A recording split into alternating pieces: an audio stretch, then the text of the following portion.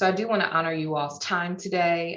Thank you very kindly for attending our Lunch and Learn session. Today's topic is about Creature of Habit, presented by Ms. Erica Cook with Ohio Health. We are at 12 noon, so I will allow her to take it away. Good afternoon, everyone. Wonderful. Thank you, Lydia, and thank you all for being here today. As she introduced, our session topic is Creature of Habit.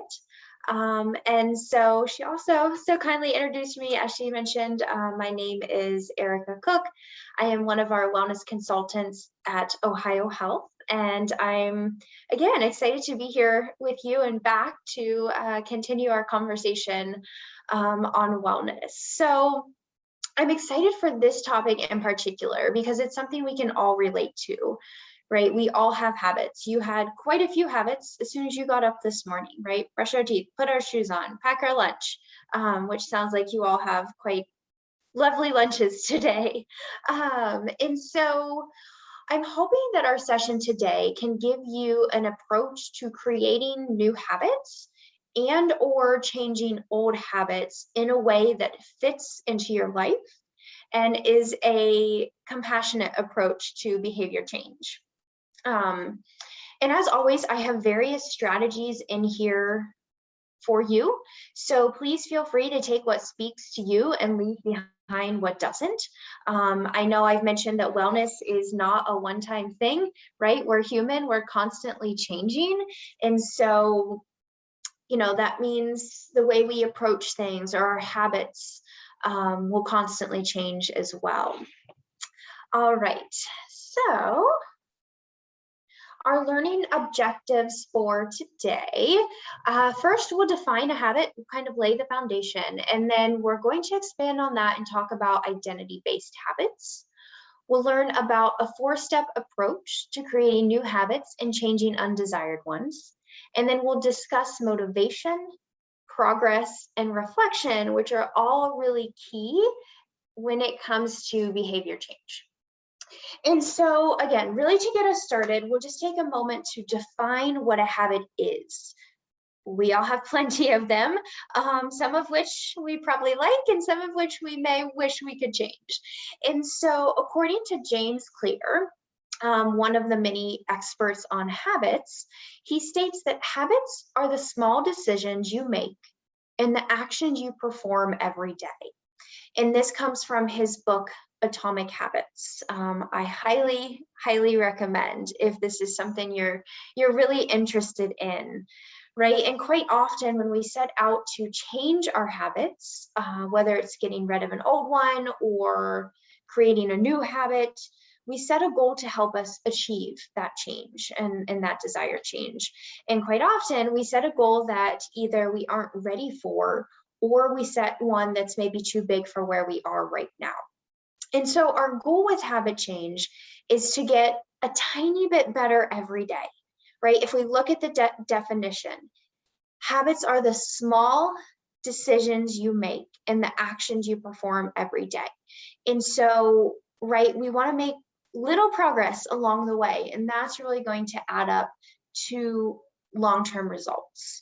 And it's the sum of all of those tiny actions that we take day in and day out that make a difference. And sometimes they may feel like they're not making a difference at all, but they really are. And so James Clear kind of expands on this, and we have what he calls identity-based habits. And so this really is just like a new approach to behavior change. And it means that rather than focusing so much on the goal itself or the desired outcome, we instead focus on the type of person we want to become. So for example, I'll use one that we hear quite often is if someone wants to lose weight. So let's say someone wants to lose 10 pounds. Rather than focusing on that number on the scale, I shift my focus to the system, and the system is what's going to get me there. So you can see that second bullet point. We shift our focus from the outcome, which is 10-pound weight loss to the system. And in this case, let's say my system is going to the gym and to exercise. So instead of focusing on the 10 pounds that I want to lose, I'm going to start to focus on not missing a workout. Right now, I have become an exerciser. And now that becomes part of my identity, right? An exerciser becomes part of who I am. Not all of my identity. We wouldn't want to make anything all of our identity, because if we lose that, then, you know, we kind of have another challenge, right? Of figuring out now who am I? So the goal being, if I show up and I exercise, the weight loss will come, right? Our habits make up who we want to be. Our behaviors lead us to what we want to achieve. So again, it's that action, that day in, that day out, that is going to get us there. And so once we've determined our goal is that weight loss, and our identity-based habit is an exerciser, now we can focus on the little steps to get us there. And again, that is what James Clear refers to as our system. I feel like it's a little bit confusing, so I hope I haven't lost anyone. And so again, from his book, Atomic Habits, he states, you do not rise to the level of your goals, you fall to the level of your systems, right? You fall to your environment, to the supports that you've put into place, to the little things that make a difference of setting my shoes out or bringing my exercise clothes to work with me if I'm going straight to the gym, right? Because when we set a goal that's maybe a little more than what we're ready for right now, we may rise to the goal for a couple of weeks, but then typically life happens, right? Something gets in the way. We can all set a goal. That is the easy part. We know that achieving it is the hard part. And so that's why I'm hoping we have some strategies for you today that you can take with you and experiment with. So we've defined what a habit is. We've talked about identity-based habits, and that was just one example. If I want to, start eating more produce, maybe my identity-based habit is now I'm a vegetable eater, and I focus on getting my vegetables in each day, right? So you can fill in the blank with anything there. All right, so when we're talking about creating habits, right, we have two different kind of routes here. We have creating habits and we have changing undesired ones, or maybe ones that aren't so supportive for our wellness. And so first, we're going to look at creating habits. And there are really 4 steps to creating a habit so that it becomes part of part of your identity.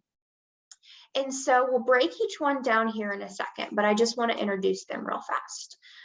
First, we have make the habit obvious, make the habit attractive, make the habit easy, and make the habit satisfying.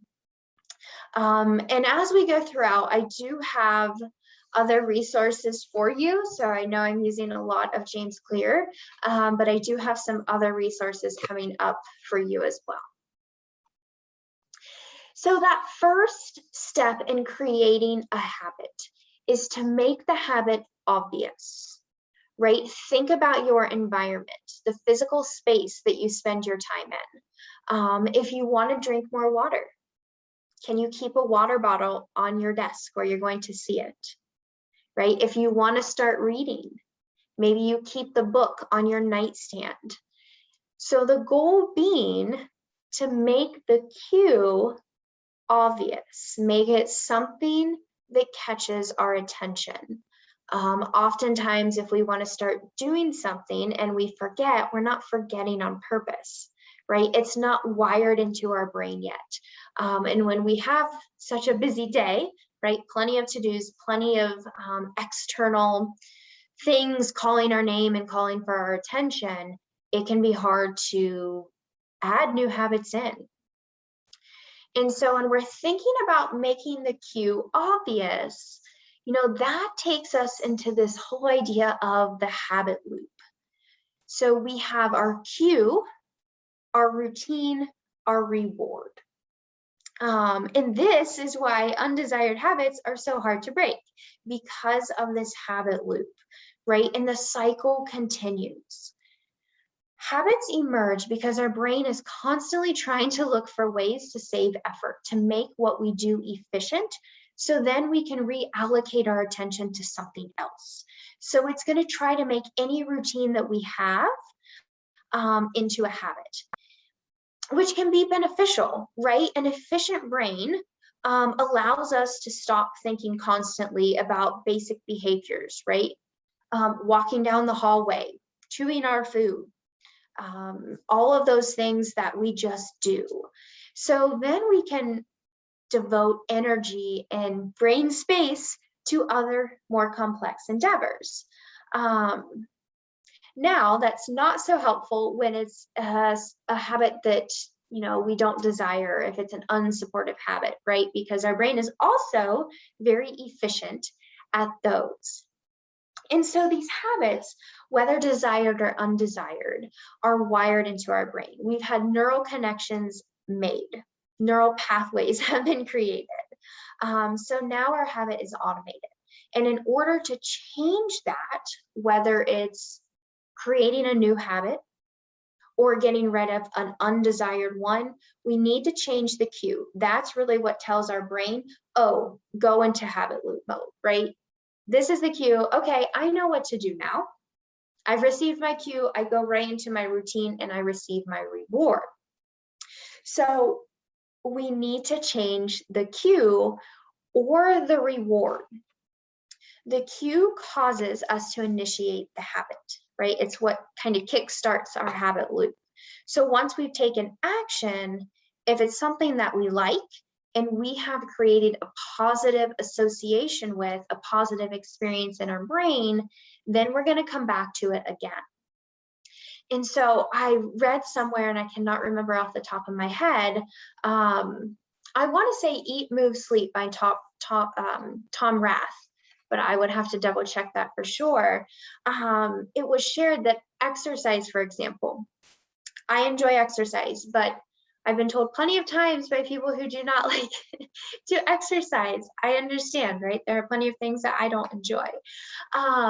But he talks about creating a positive experience. So associating the exercise with even a positive thought at the very end of your workout, so that you can start to build that positive association with that habit. And I know much of this is easier said than done. So when we're thinking about the reward, right, we talked about the cue, drinking more water, set our water bottle there. Let's say we want to consume less soda than not having the soda right there on my desk. So we can modify that cue. When it comes to the reward needs to be satisfying and something that speaks to you, right? And that's going to look different for all of us. We're going to be more likely to move forward with a habit if we enjoy it. And so again, creating that positive association.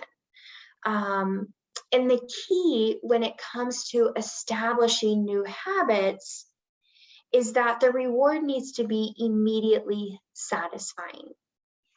Because again, our brain is going to form the habits when we create that connection.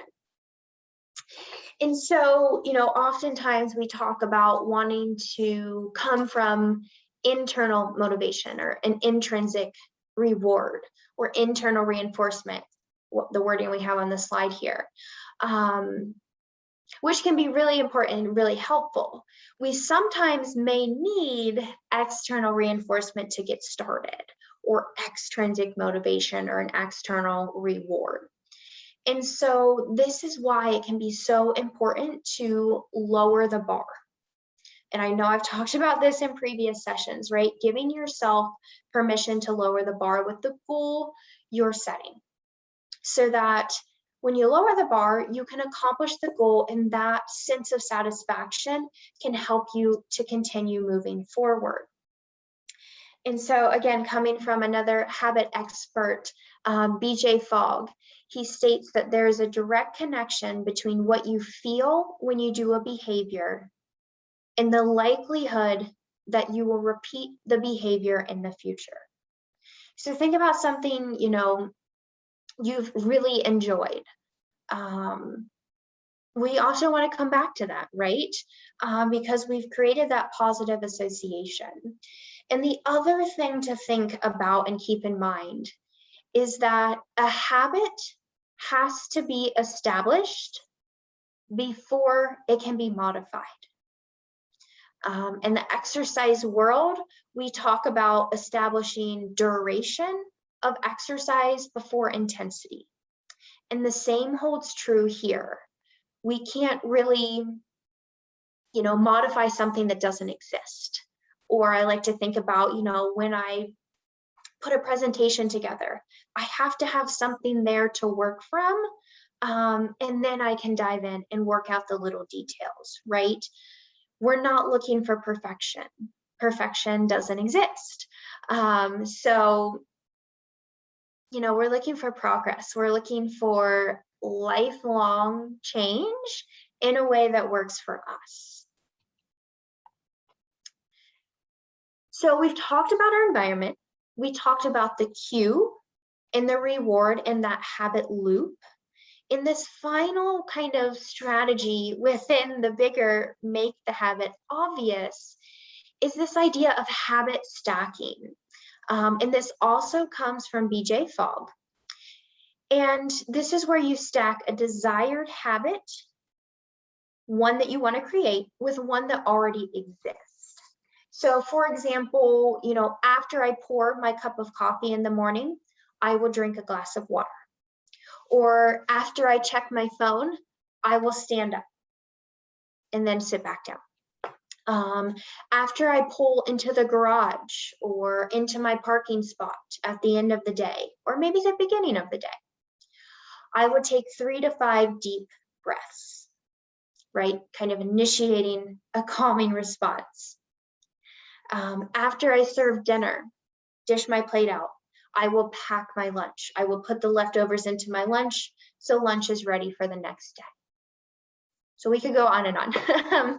And this is called implementation intention. Simply means you intend to implement a new behavior by pairing it with a current one.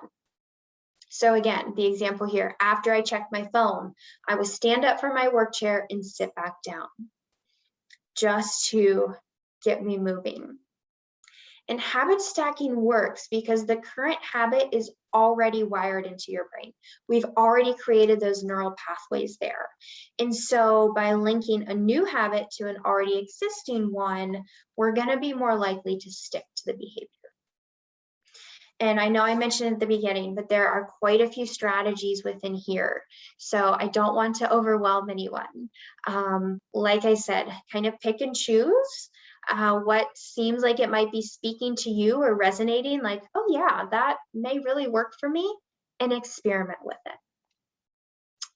Okay, the 4 steps make the habit obvious. Step 2 is make the habit attractive. Right? It needs to be something to draw us in. So we might consider temptation bundling, right? Try pairing something we need or want to do with something that we like to do. And so let's say you want to start exercising, whether maybe it's going for a walk. So perhaps that's an opportunity that we can listen to our favorite podcast or book on tape or our favorite music station.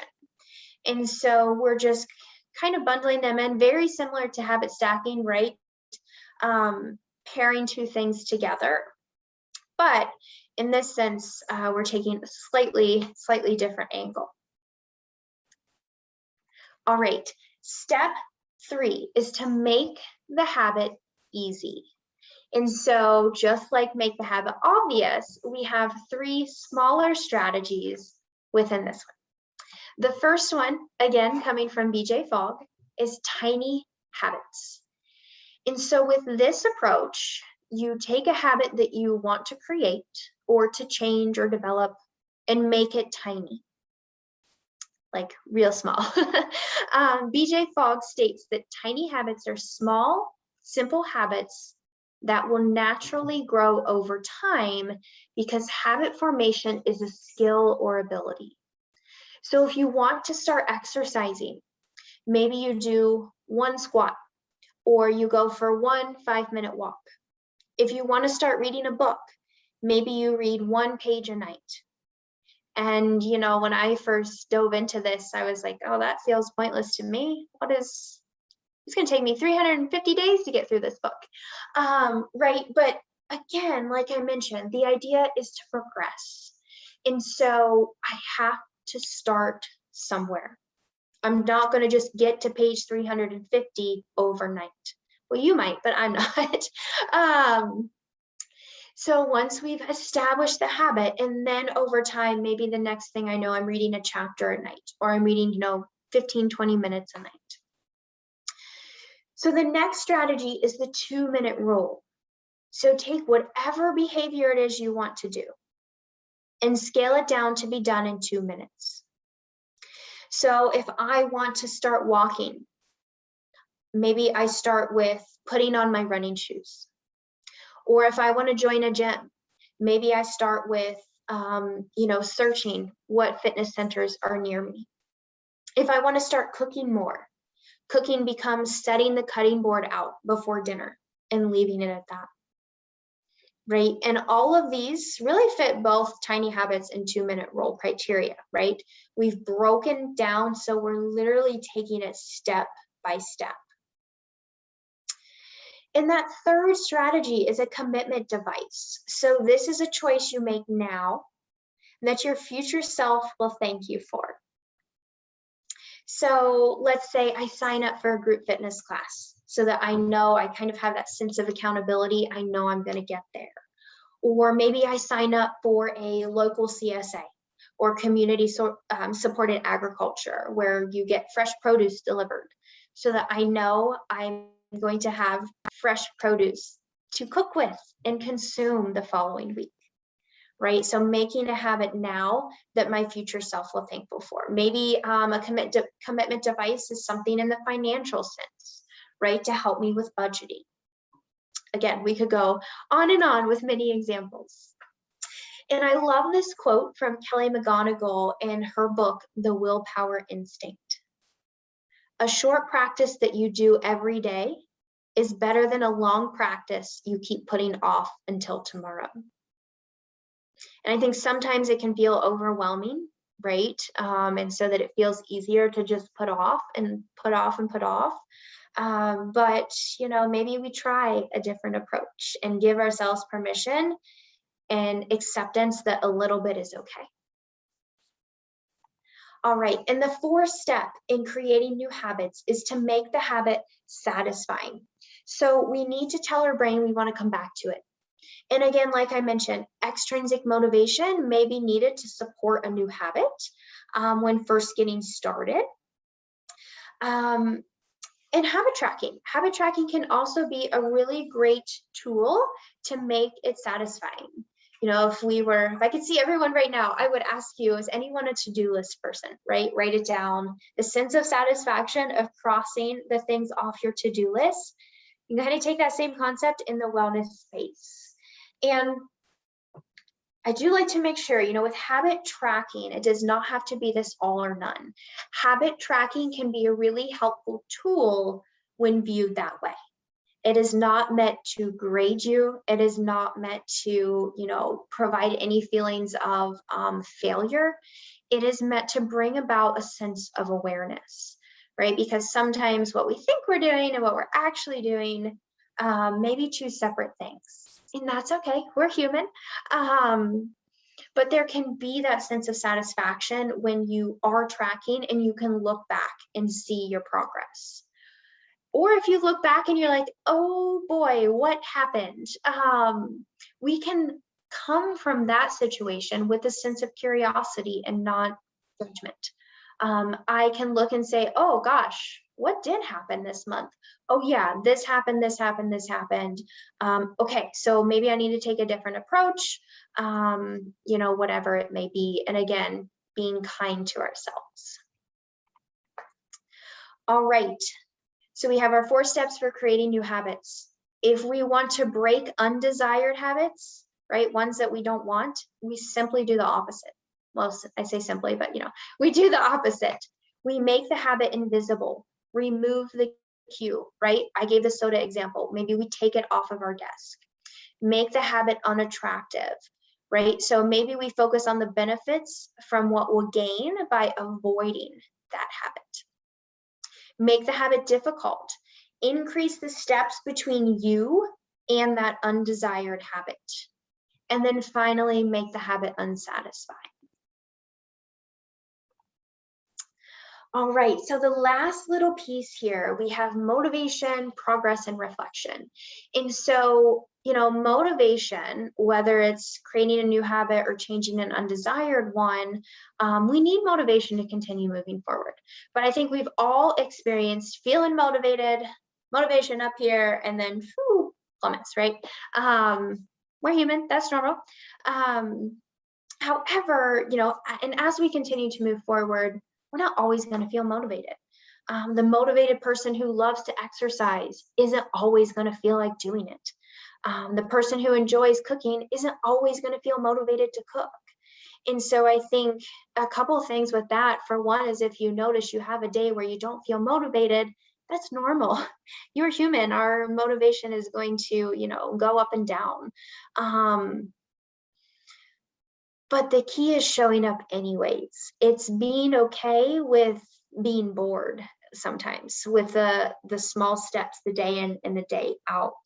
And so again, letting go of that perfectionist mindset. If I'm miss a workout, giving myself permission to be okay with it, but getting back to my, whatever I had planned, my walking or my lifting or whatever it was, right? Maybe our body just needed rest, or maybe our mind needed rest that day.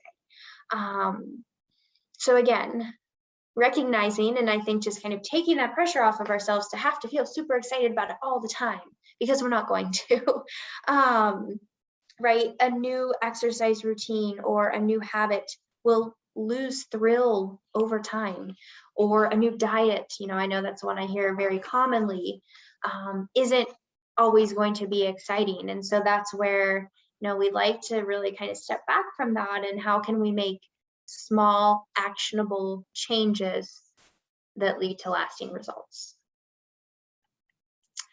All right, and this final piece here, the progress and reflection, right? The final step is taking time to reflect. Once you establish a habit and it's become wired in your brain, now we can ramp it up.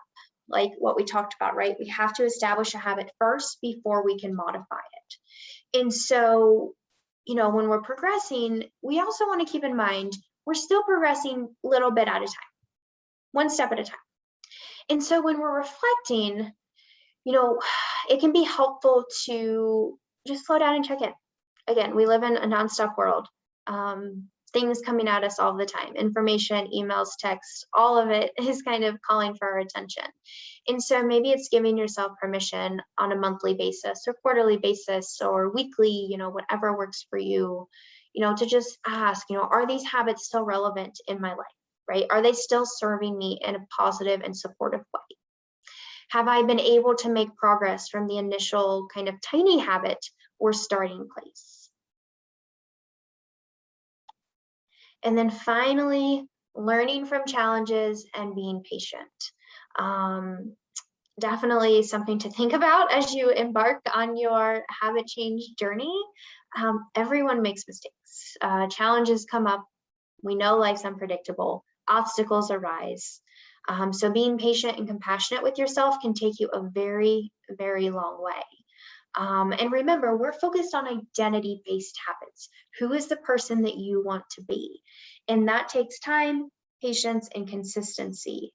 And so, recognize obstacles, apply strategies, learn from it, experiment, let go of guilt, right? Repeat there's a habit cycle you can repeat.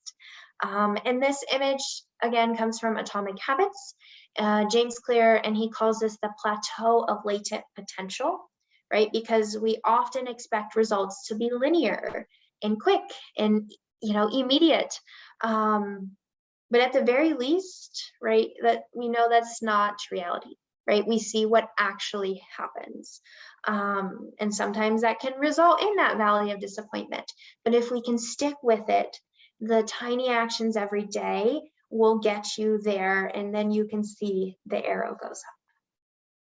So again, I know it's kind of a lot to take in. I do have all of the resources on this page that were used within the PowerPoint. Those first two are a podcast. James Clear is on Dr. Brene Brown's podcast, Dare to Lead. If you're like, I don't have time to read, check the podcast out. It'll at least give you a good summary. And then these are additional resources. These were not used within the PowerPoint, but some really great information on here. And so I know I took you right to 12:30. Thank you so much for tuning in and listening. I hope there's something in here you can take with you, small bits and pieces, add to that wellness toolbox. And yeah, I hope you enjoy the rest of your day.